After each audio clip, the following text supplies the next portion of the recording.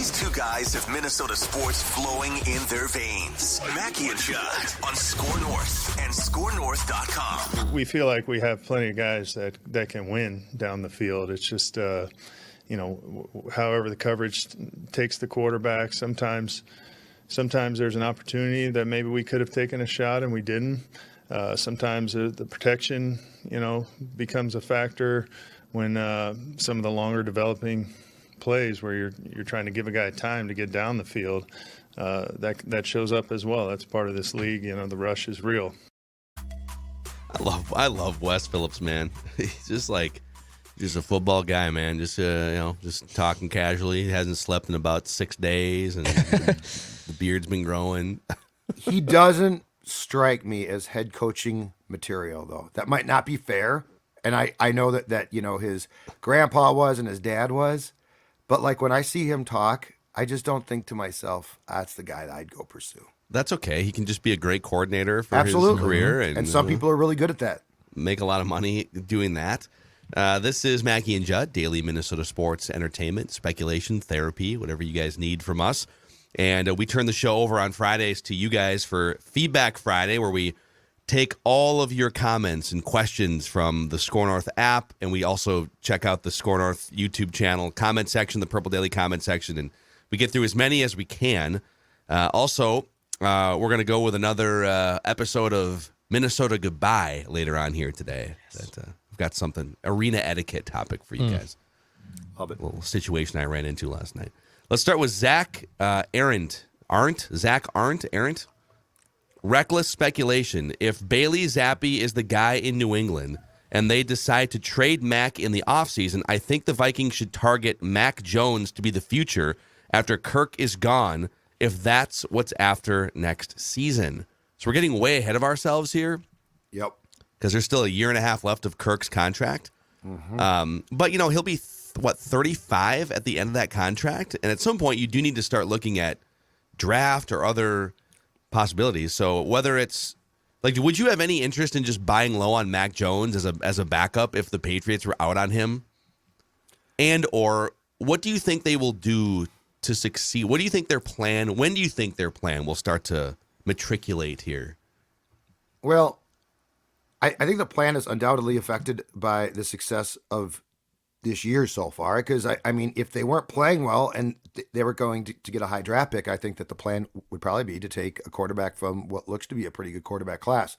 My guess, total guess here, is that they want to draft one eventually here within the next couple years. I don't know. I guess if O'Connell sees a guy on film or knows him and loves him and he's currently in the league, that might be an option. But I think the whole pie in the sky, but best case scenario of you draft a quarterback, he's then on, especially if it's a first round pick, he's on a 5-year team controlled contract. I think that's the goal. And, for a long time, I said I didn't really trust anybody in that building to identify and find, i.e. Rick Spielman, the right quarterback. Well, guess what now? You've got a, quote unquote quarterback whisperer as your coach. So I trust him. Until he proves he can't do it, I trust him. And I would guess that if there's a list of options of how they're going to acquire the eventual successor to Kirk, that option one is draft a guy, even if you have to trade up a bit to draft him in the first round. Mm-hmm. Yeah, I'm much more in the camp of just finding your own guy at this point. The Mac Jones situation's weird. Is that ankle really bothering him that much? The Belichick relationship's strange. I mean, Bailey Zappi actually has looked really good in the first few games. I just don't know if I want to take the damaged goods and just kind of assume, he's the succession plan. This is it for Kirk. We'll turn it over to Mac Jones afterwards. I would rather them probably just go look elsewhere in the draft to get their own guy. Yeah, the value of Mac Jones goes down, forget Mac Jones. Mac Jones is terrible. but the idea of Mac Jones, I know what you mean, goes down every year because you lose a year off the rookie scale contract.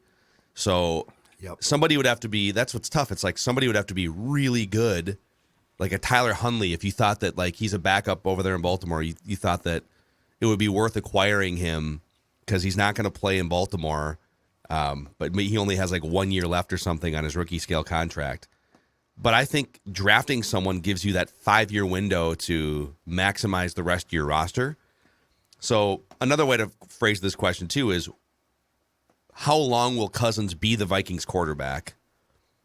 And then what will you have to do timeline wise? Would you let's say they're looking at his age 35 season next year and saying, well, if he shows signs of erosion, then next year's the last year. Right. Would you want to have an understudy next year in the last year of Cousins' contract? Would you want to have that guy on the team already drafted in the 2023 draft? Or would you wait until your time with Cousins is done entirely? So let's say they decide he's done after 2023. Would they then draft a quarterback in 2024 and bring in like a stopgap, whoever the Marcus Mariota of that year is, or the Ryan Fitzpatrick of that year? Do you think they would put an understudy on the roster with Kirk still under contract? I don't think that they would. I think that they are acutely aware of what Kirk can hack and what Kirk can't hack. And I think if you put his definitive replacement on the roster, I don't think Kirk would take that well. And to defend Kirk, a lot of guys don't. So this is not just a Kirk problem. I also wonder too. So I don't think we've discussed this previously, but there's another question out there now with a guy that clearly takes pride in and sees himself in O'Connell as a quarterback whisperer, and it's this: that rookie contract has more value the quicker the quarterback plays. Because the contract ticks. If the guy sits, Jordan Love's contract is ticking. That's become a complete waste of time for the Packers. So, would O'Connell be like, I want the guy to sit for a year and learn and not have pressure? Or would O'Connell say, no, guess what? I can coach up this quarterback. I'm really good at what I do. I also think I can identify the right guy to play. So I've always been a proponent of, if a young quarterback can sit for a year at least, that's great. But I don't know that the league agrees. And I also think O'Connell, being a quarterback expert, might say, I can play the guy immediately. Therefore, that contract is being maximized basically from day one. Mm-hmm. Who would be, I'm trying to think, I'm literally looking at a list of quarterbacks and their ages. In 2 years from now, if you decided to do the draft a rookie thing, but you also want to have a veteran on your team, maybe they decide, it's not going to be fair to Kirk to put his replacement on the team. So let's ride Kirk out as long as we want to. And maybe it's another year, maybe it's 2025 or something, whatever. But who are the guys now that are starters, but probably won't be in 2 or 3 years, that would be the 1-year stopgap options?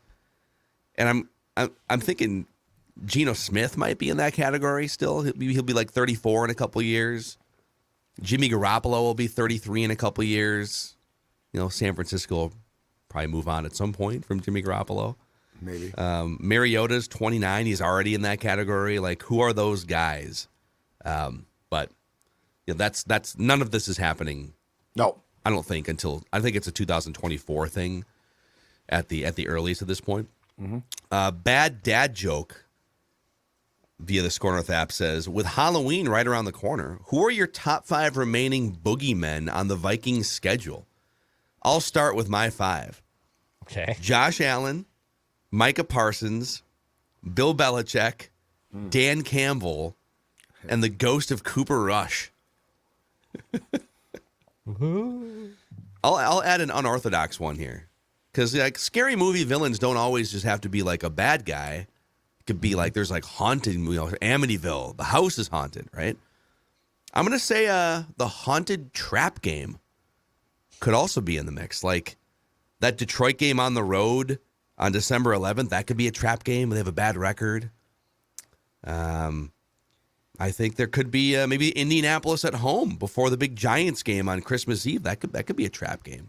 If you really want to get into the horror movie realm here and related to the Viking schedule, what is the Saw situation? So Saw deals with emotional trauma and revenge and all this stuff, and sometimes the biggest enemy is the self-infliction and the emotions inside of you that have led you to these points in your life. I some of the Saw movies I love. I know they're kind of gory, but there's some mind tripping. Saw 3 is a mind trip. I really love Saw Kirk 3. going back to Washington is the Saw game, right? Right. That's the playoffs, boys. So will you have to cut off your own ankle to save your son's life? You know, like what do you have to do here? I think it's more inside of you than it is the actual boogeymen and the Josh Allens of the world that are out there. That's playoff time. Saw is playoff time 100%. It could be. It could be. I like that question though. I want people to respond to that in the comment section on YouTube. That's a good one. Matt from St. Paul says the Vikings could keep a comfortable lead in the North come Week 12. Should we actually be pulling for the Packers to beat the Eagles at that point? I feel that should be a team we really don't want getting home field advantage in the playoffs. The answer is yes. At this point, the division it's not over, but like you want the Eagles to lose games at this point. The goal shouldn't be looking back. The goal should be, can you get the number 1 seed in a weird and down NFC so that you can play exclusively home games in the playoffs and avoid the wild card round? And get the bye. Yes, that's what I mean by avoid the wild card round. Yeah. Yeah. I think, too, with the Eagles, 2 things. Number 1, their schedule is mostly pretty easy, so they could be cakewalking their way to like 13, 14 wins. They have the Giants still on their schedule twice left in their season, but they have to play the Cowboys, too. But are the Eagles also, the comparison I made with Realistic Randy, you know, last year the Arizona Cardinals got off to that hot start, right? Like Kyler Murray's running all over the place. They look like the team to be in the NFC, and then they hit a wall in the second half of the season, and they were one and done. So do other teams start figuring out what the Eagles are doing? Does Jalen Hurts then get schemed where he's getting shut down? I think even though the Eagles are off to this hot start, they're clearing away the best team in the NFC as it stands right now. But is adversity going to hit them now that there's a little bit more things on tape that other teams can expose? I like that one. And how much do we really, like, Jalen Hurts has been incredible, but is he really like one of the 5-6 best quarterbacks in the league? Like how far can Jalen Hurts take them? He's very good. I don't know that he's like on the level of, he's certainly not a tier 1 quarterback. Is he? Did he just play a really good 6 weeks? Yeah, there's still some questions there for sure. And it's on, if one defense stops him, that's a blueprint right there. Mm-hmm. Like if you get one coordinator, and it wasn't going to be the Vikings, unfortunately, if you get one coordinator that says, here's the formula to stop this, it changes everything. Yeah. That's what makes this conference to me so intriguing. Like there is not, to Declan's point, one like great team where you're like, you ain't stopping them. Yeah. Like I feel the Chiefs, the Chiefs and Bills are problems. Yeah. Like I don't think you're going to be like, we stopped Stephon Diggs and therefore the Bills are going to lose to us. Yeah. I feel like starting with the Eagles, that there is a possibility that if they get figured out, they could drop a few games. Yeah. Lapine says my purple PTSD is kicking in. I understand the low percentage chance of picking a good to great quarterback in the draft, but it is a little concerning that the Packers, if they continue on their current trajectory, could be drafting in the top 15 of the first round of what is supposed to be a quarterback-heavy draft. There's no way the Packers pick up a third straight Hall of Fame quarterback. Is there? Talk me down. Lapine, no. I think it's, again, I don't want to tempt the football gods too much here, but the Packers have had 30 years of being one of the best teams in the NFL with 2 Hall of Fame quarterbacks. Yep. It is time for the Packers to take a decade-long backseat to other teams now. It's time for the Packers to enter the world of quarterback uncertainty like the Vikings and the Bears and a bunch of other teams have been in for much longer than 10 years. Yep. I'm not too worried about that. The Packers quarterback situation of the last 30 years also is intriguing because it is good scouting at times, but it's combined with some huge luck, okay? Brett Favre is drafted by the Atlanta Falcons, and he is a drunk and can't show up for the team picture, and the Falcons get mad. And Ron Wolf, who is a Hall of Fame executive, is like, I like that kid, I'll trade for him. So it's not like the Packers took Favre. Oh my God, they're so smart. Yeah. That was a really smart trade, and the Packers get full credit for it. But my point is, things came together. All right. Then let's fast forward to 2005, where karma again converges, and Aaron Rodgers and Alex Smith are the consensus. One of them is going first overall, and Smith does to San Francisco, and Rodgers sits there into the 20s. That's luck. Ted Thompson pulled the trigger good for him. But I'm going to tell you right now, a couple years before that, Mike Sherman had targeted J.P. Lossman. That's who he liked. So Aaron Rodgers, I mean, good for the Packers. They stopped the free fall. They got the rewards. But the fact is, think about that. So it's not like the Packers were very savvy and traded into the top 5 and got him. So both of those also involve some really, really good luck, because if clearly the Falcons had been smart, they keep Favre, they get the most from him. So yeah, I don't think the Packers' luck is going to strike a third time. And in fact, I think it ended the second that they took Jordan Love. Yeah. Travis Hansen says, love this Vikings team. Fan since the late 90s. Offense coming together. I believe they will be even better coming into the game against Arizona. Defense, on the other hand, still worried about it. We got players and playmakers, but I feel like these guys don't play full throttle through the whole game. I've always thought that even through the Zimmer era, except for the last couple of years, his first couple of years coaching the team, I don't think it's the 3-4 defense, but it's Ed Donatel. It's a young-minded game now, offense and defense. Yeah, veterans are nice, but at the head of the table, throw the young coaches in there with veteran minds assisting them. Just my thought. Thanks for the awesome shows. Just started listening this season. I mean, there's a lot of older guys that are like Andy Reid's an older guy, and he's running circles around, and that's offense. But what are your thoughts generally on Ed Donatel? I guess my beef with Donatel has nothing to do with age. It's that he's been a coordinator for like chunks of 10 or 15 seasons, and pretty much none of his defenses have been elite or top anywhere near the top 5, except for the Vic Fangio defense in Denver. Yeah, and he got the job because of that. So yeah, this happens in sports a lot. In all sports, somebody by association gets popular. Like he knows the secret sauce. He's going to be a great chef. Well, no, he was a great sous chef. That doesn't make him a great chef.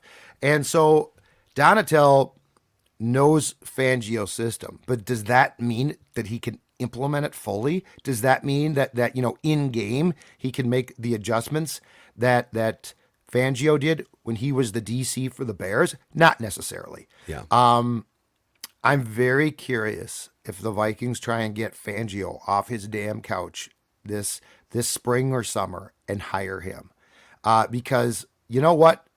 If you're going to say we want what Fangio does, the guy who does it, unemployed, and here's the best part, there's no salary cap on coaching staffs.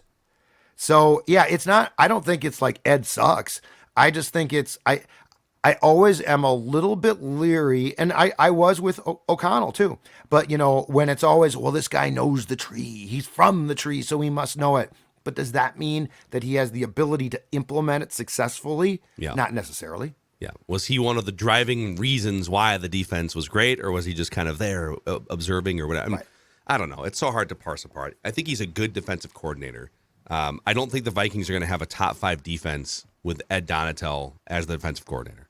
But the defense has been good enough. Bend but don't break. They've actually held opponents to a better than league average scoring average this year. All right, I know Declan's been waiting for this for the entire episode here, so it's time now for the Minnesota Goodbye, where we dive into different things that happen in our lives, in and around, sometimes outside of sports. And this arena etiquette conundrum is presented by our friends over at Federated Mutual Insurance Company. All right, they provide a guiding hand for your business, risk management tools and resources for days and days. Federatedinsurance.com, where you can find your local marketing representative and read up about the 100-plus year history of Federated working with businesses. Federatedinsurance.com, where it's our business to protect yours. So, boys, I went down the street last night here in Seattle. Went to my first Kraken game. Nice. At the new arena. They basically tore down the old Key Arena. They left kind of the framework of it a few years ago, and then they just built a new arena inside the framework. And that's what helped get them the Kraken, and eventually probably an NBA team is going to come back there at some point. And Bruce Boudreau maybe saving his job last night, too. Bruce, first win of the season for the Canucks. Bruce, there it is. So these games are sold out. This is the XL Energy Center for 20 years, right? Sold out, where there are literally people sitting up in the top row of the upper deck. I mean, packed to the rafters. It's the second year of the Kraken. So there's not like, it's not like going to a Twins game on a Tuesday where, there's about 2,000 people and you can kind of get your pick, right? This place is packed. Every seat is accounted for. And so my wife and I, there's like an armory that they've redone right next to the arena they've like stripped out. Imagine the armory downtown Minneapolis, but one of the levels is like 6 or 10 different restaurants and things and places you can get beer, and they do all these like fun pre and post game festivities there. So let's go over there. We'll walk over there, get some food, couple drinks, and let's monitor StubHub to see if we can grab some tickets. And so you wait till right up close to puck drop, and people are just trying to offload their tickets. So we got a couple nice. I love sitting at hockey games behind one of the nets so you can see everything kind of play out. I love seeing everything play out at hockey games. So we got like third row seats, second level, overlooking with the benches on the right side. Just awesome, right? And so we get in the arena, and we grab a couple drinks, a couple little tall boys, a little seltzer over there, a little beer over here for old Macadac. And we got our stuff, and we're walking in, and the puck is already dropped at this point, so the game is happening, but it's like 2 minutes in, right? And we get into the little tunnel and we can see our row C, right down there. Okay, we're seats 16 and 17, which is like looks like it's tough to tell how many seats are there, but we know it's like on this side. Yeah. But every seat in the row is taken. And so now we're like, oh, God, did we got the right? We've never been to a game in this arena. We're like looking at it's section 107, row C, seat 16, 17. Okay, I'm looking up here like this is 107. Yep. And okay, that's row C. Can't see the seat numbers because people are sitting on the seats and they're usually like, on the edge of the seat. Yep. But I'm counting. There's 21. I counted. There's 21 seats in the row. So our seats are 5 seats in, and there's people sitting in our seats. And my wife was like, "Well, we got to just go down there." I'm like, "Let's wait till the action stops, so we're not like disturbing a full section." She's like, "No, let's go now." So I walk down there and I start asking people like, "Are you in your right seat?" I hate doing this, by the way, but like ordinarily, if it's a Twins game or something, if someone's in your seat. Whatever. I'll just go sit somewhere else. Don freaks out. This is a packed freaking arena. Yeah. Right. And so we're going. We're literally like holding our little like drinks and like, excuse me. Are you? And every person, I'm like, what seat are you? Are you in? I'm looking. No. What seat are you? Oh no! And finally, I get to because you can't see the seat numbers because people are sitting down. Not Kim. So finally, I get like 6 or 7 seats in, and are you in the right seats? Like the fourth person. So they see us doing this. And sheepishly, the guy goes, somebody was in our seats, and so we just sat down in these seats. Oh, and I was, and like it looks at me as like for sympathy, and I look at him, I'm like, move. Okay. I didn't say it, I just looked at him like, move. I don't care, dude. These are our seats. Right. So I guess what I'm saying is, I hate when that happens in a packed arena. If there should be ground rules. If you go to a game and it's like 2/3 full, maybe you can sit in someone else's seats. But it has to be some sort of extreme circumstance. If it's half full or less, whatever, you can just find places to sit. Right. But don't sit in people's premium seats. Mm-hmm. Don't sit in people's seats when the arena is more than 2/3 full. Yeah. And then don't blame like, well, these people were sitting in our seats. Well, go talk to them then. Tough bleep, Get out of our seats. Where was the usher? So I talked. This is what's funny. We walked in. I need the usher here. I'm glad you asked this question. So, we walk in the tunnel, and there was an employee standing there helping people like find their seat. Didn't look like an usher, but it was someone with like a lanyard who clearly worked at the arena. Sure. And I'm right next to them. I'm like, okay, this is our row. This is the right section. I said, and this is 107, right? He said, yep. And this is row C. He goes, well, that's row D there. That's row C. I said, well, we have 16 and 17. I think that's on this side of the section. He goes, yep, it is. I said, that entire row is full. And he goes, oh, I'm not in charge of, I'm not, I work here, but I'm not the seat person. What? And I was like, well, where's the seat person? in my head, I'm like, well, then what are you? Like, why are you standing here? Why do I have to go do the dirty work because someone's in my seats that we paid for, damn it. That's really weird. So there was nobody All right, climate pledge. in charge of that section as far as I guess not. Or they were Okay, that's taking a bathroom bizarre. break or something. I don't know. That's But really people, weird. we need to do better in arenas and stadiums. Stop sitting in seats that you didn't pay for unless it's an empty or half-empty arena or stadium. You're right. I had a 20-game package You're right. at Target Field this year. They're technically the first seats in the row of the section. So you take one step, I'm right there. I was seats, I think 7 and 8 were my season tickets. It was great. And I only sat there twice all year. I sat there on opening day when it was obviously packed, and I sat there for the Yankee series because the bandwagon fans come out and they fill the stadium. Those were the only 2 times I sat in the seats, because every time I went to a White Sox or a Royals or an Athletics game, the section over, I am not exaggerating, had maybe a dozen people in 25 rows. And that's at okay. that point, Yep. I want to be in the sun. We're closer to the action. Okay, let's go. But you also have to understand the, not risk, but all right, there's no one sitting here and it's not a premium game. Let's move down like 20 rows and go deal with this. The etiquette. It's the etiquette. Yes, it's the stadium etiquette. and arena etiquette. But let's be very clear here. Baseball is the only sport that to me is a different animal because there's a ton of games and a lot of people don't go. There's a ton of seats. There's like 40,000 Right. seats. Yeah. But that's my point is yes, there's a ton of seats, there's a ton of games. You are pretty safe in baseball unless to Phil's point, it's a premium seat, in which case get your ass out of that seat if it's not yours. And ushers should be there. The premium Yes. seat should always be monitored closely.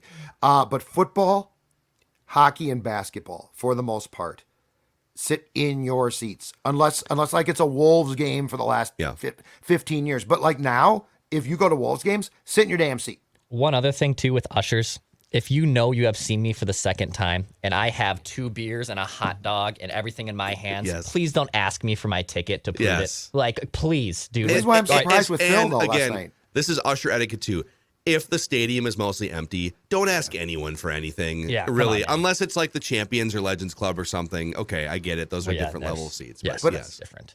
I guess I don't get with the Kraken, which is a immensely popular team, and to your point, still pretty new. I'm amazed that there is not an usher or 2 for each section. Yeah, because then what winds up happening is ask for the tickets now, and this is what I hate doing this. Because I know like what it's like to you sit behind a row of people that are standing up during the action and stuff because they're trying to figure out their seats. It's like, God.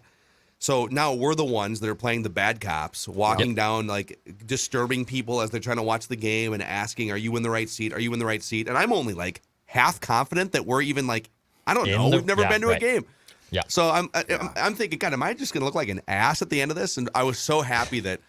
The guy was sheepish. He was like, yeah, we're in the. Were you hoping that I didn't get to you and ask you? Like, wait, dude, just get up, guy. That's bizarre. Anyways, one last thing. You're right, though.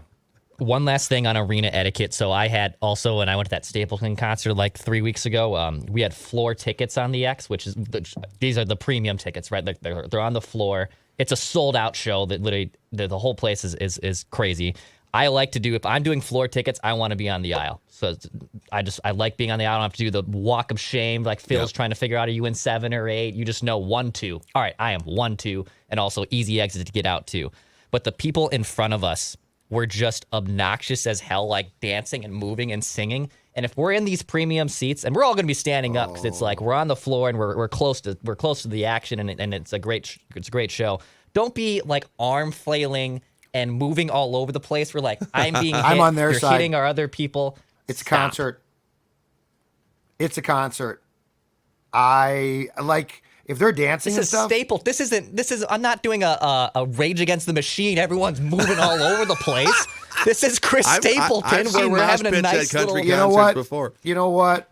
Come on, man. They're there to have fun. They're having fun.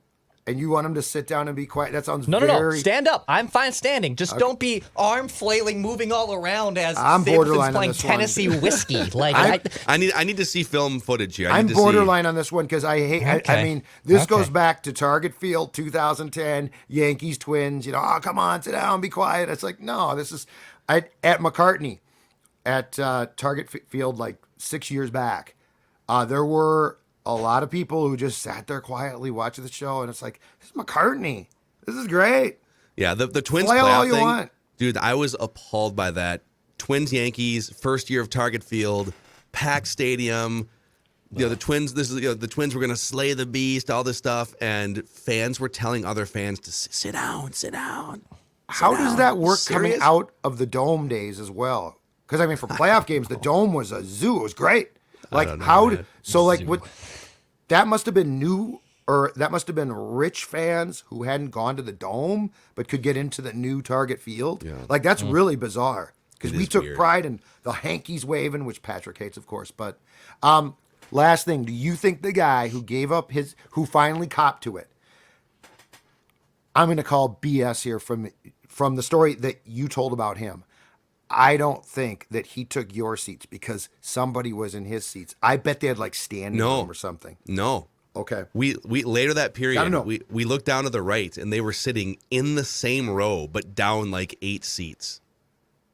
So they got to the same row on the other end, and someone was in their seats. And you just took your- Like, why are those people in your seats? What are Well- we doing? And now it's just a game of dominoes, I guess. We're just- Exactly. Who was in their seats? You know. And the sellout's not a surprise at all, right? Like it's packed.